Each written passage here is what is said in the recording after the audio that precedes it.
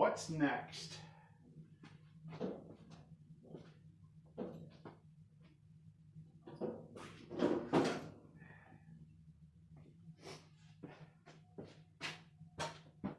This. Stay tuned.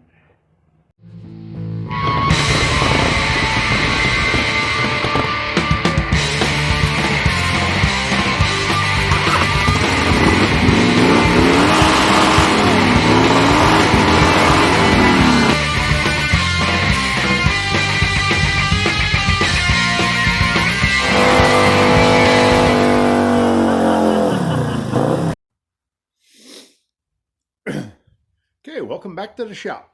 We're getting back to work on this in like 1912-ish Indian replica. So I've been doing a little bit of work here, trying to get things mocked up. I have made a motor plate, got it tacked in about where I want it. This is a Predator 212 Hemi. Normally it's laid about like that. So you get that old-fashioned kind of straight-up look. Maybe I have like the fan shroud and recoiler off because this is going to be a bump start bike. And let's see what else I've got to. Worked on pedals and getting the shaft and the bearings all right for that. And then, all right, over here on this side, I bought one of these 3D Motorsports manual clutches instead of going with centrifugal so that we can bump start the bike. That way I don't have to have that big bulky recoil on the other side. And I made this, tacked this exhaust together. This is the base off of the stock muffler that comes with the Predator. And this is part of the two-stroke kit that actually came with this bike when I bought it. So it kind of gives me the look I want, sort of.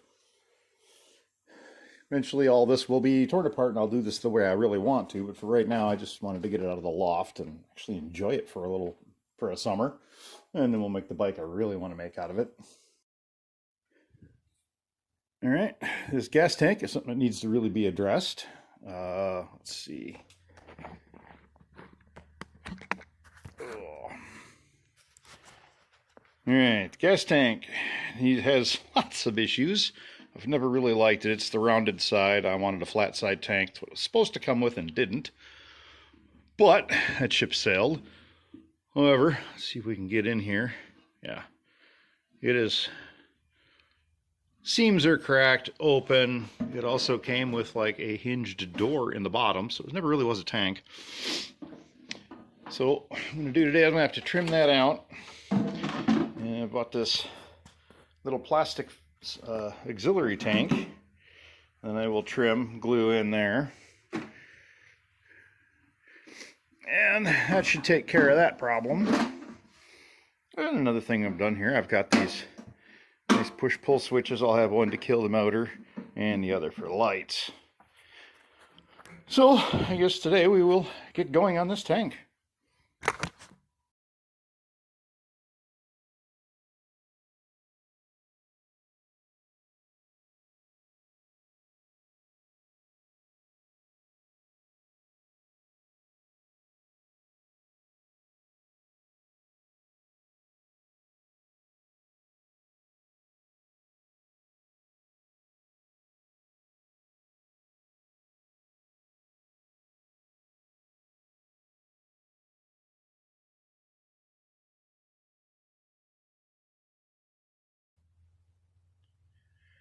All right, I got it stuffed up in the tank. It actually sits in there really nice, pretty flush.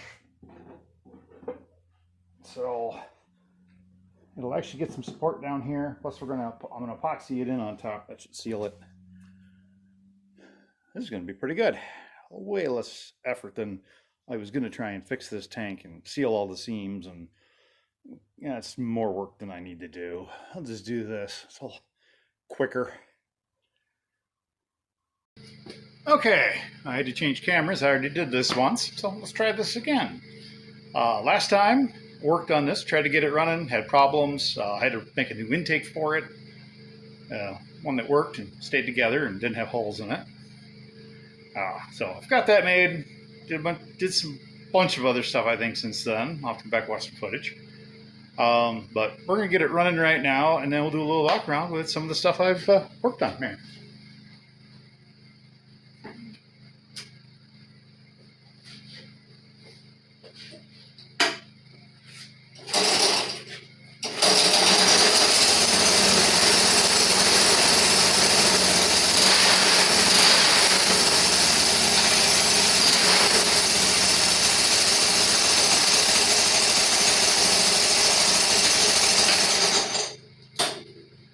Runs pretty good. Took quite a bit to get her there. So I guess we'll do a little walk around here.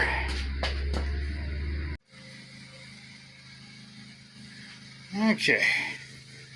Focused on that. You can see this is the new intake made out of some old handlebars.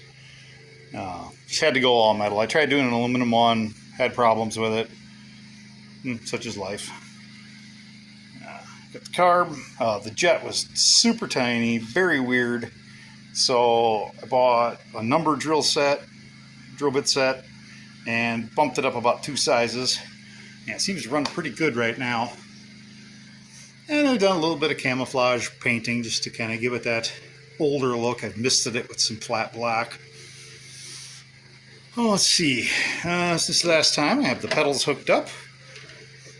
So I forgot, I think this is an 18 tooth.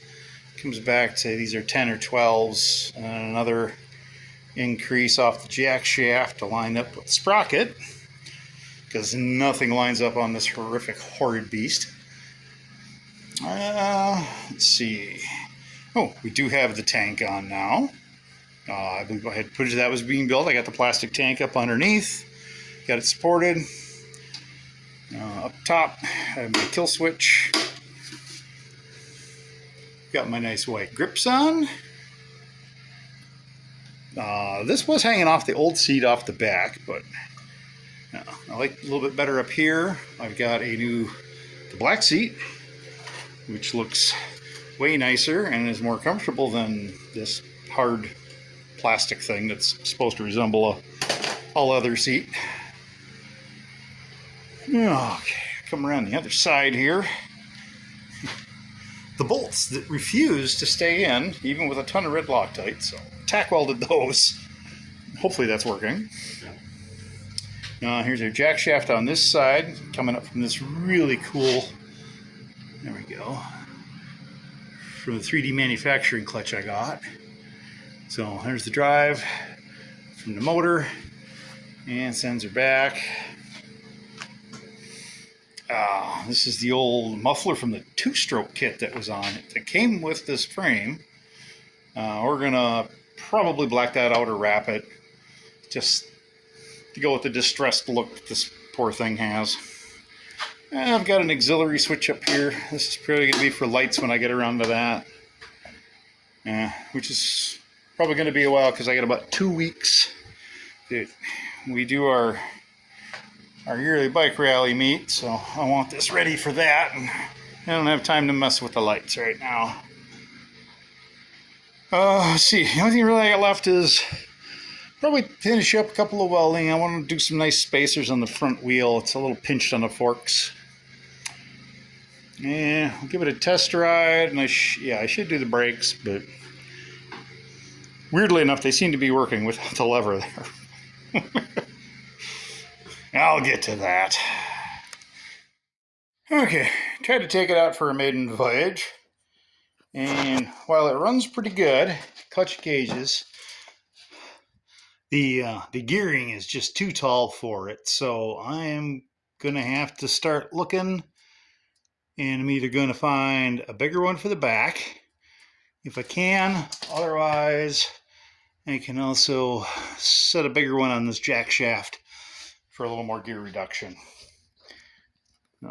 Other than that, it did pretty good. And well, yet a gas leak from this crappy tank. Glad this guy's not in business anymore, or I'd talk more crap about and name whose horrible kit this was. But yeah, I guess until I get some parts in, that's where she sits. Okay, my new sprocket came in, so I'm going to try and get this thing to go. Got the wheel off the bike. I'm going to pull the small sprocket, and to replace it, here she is, 72 teeth compared to, I believe this was 44. So that should give us plenty of torque to get going.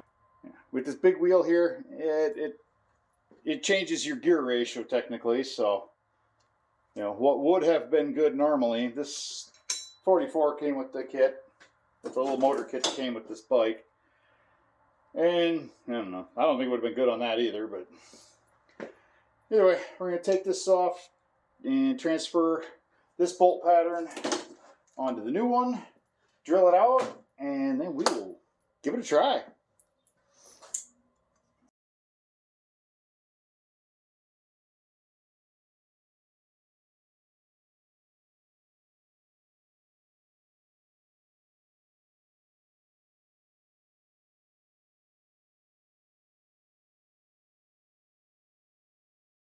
Alright, that went pretty well. Got it drilled out.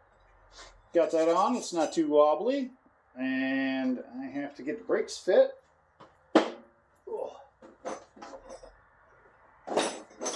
Find the brakes.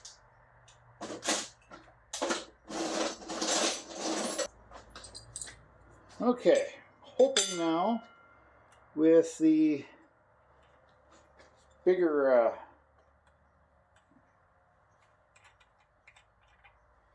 I am hoping with this bigger inner circle here that the brake will fit and work now. Let's see, I think I gotta grab a wrench for this one. Yep. Alright.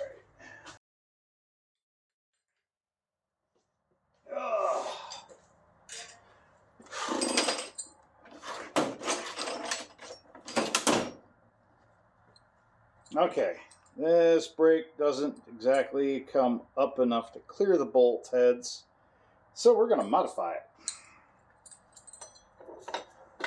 Just like everything else on this horrible thing. Screw out so we don't destroy it.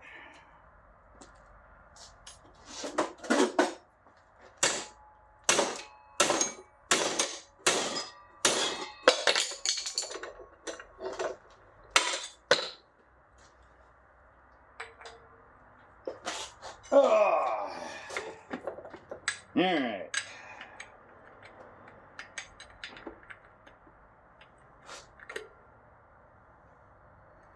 We'll bend it back there.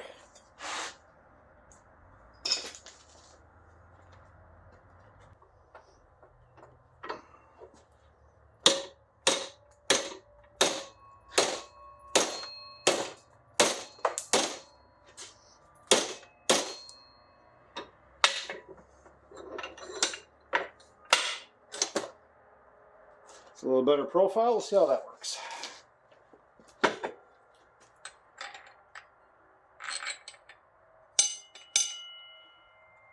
Oh yeah.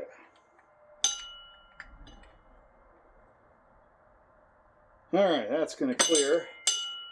Hopefully it doesn't interfere with anything on the frame. I'm sure it will. But we'll get her back together here and give it a try.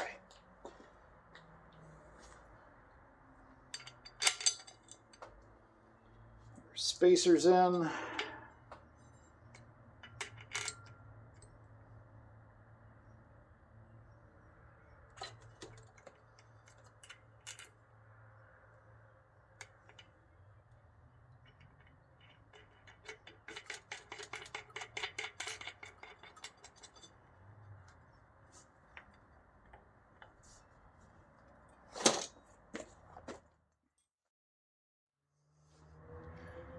Alright, I don't know, maybe this going to be a C, but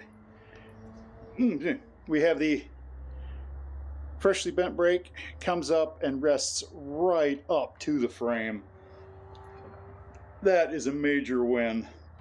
That's going to be a nice clean installation. Good. That seems to work.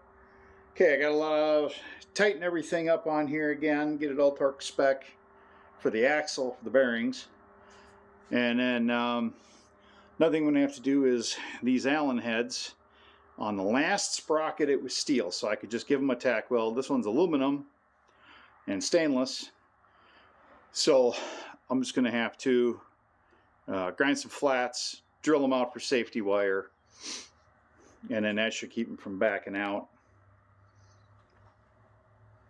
But I don't know, first I have to make a new chain too.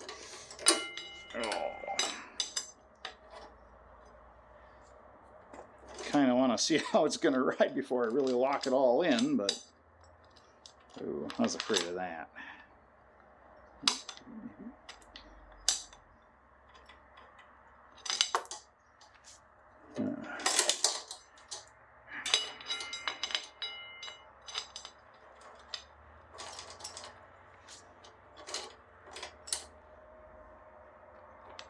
And I'm going to have to put a chain tensioner on it. Ah, dang it.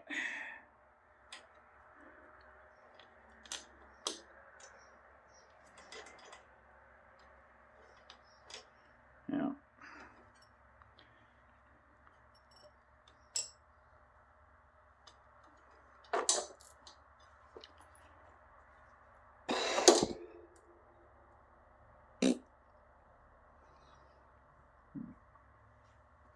Well, I'm going to make up a longer chain for this, and then we'll see.